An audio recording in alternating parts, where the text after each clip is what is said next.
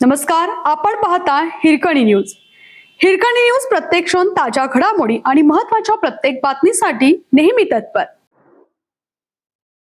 मिरवणुकीस परवानगी नाकारल्याच्या निषेधार्थ वाघापूर येथे ग्रामस्थांचा ठिय्या. वाघापूर तालुका बुदरगड येथील छत्रपती शंभूराजे प्रतिष्ठान यांच्या वतीनं 13 ते 15 मे दरम्यान छत्रपती संभाजीराजेंची जयंती साजरी करण्यात आली. जयंतीच्या अखेरच्या दिवशी शुक्रवारी दिनांक 15 रोजी पोलीस प्रशासनाने मिरवणुकीसाठी परवानगी नाकारल्याने गावातील युवकांनी उत्सव मंडपासमोरच ठिय्या मारून आंदोलन केलं.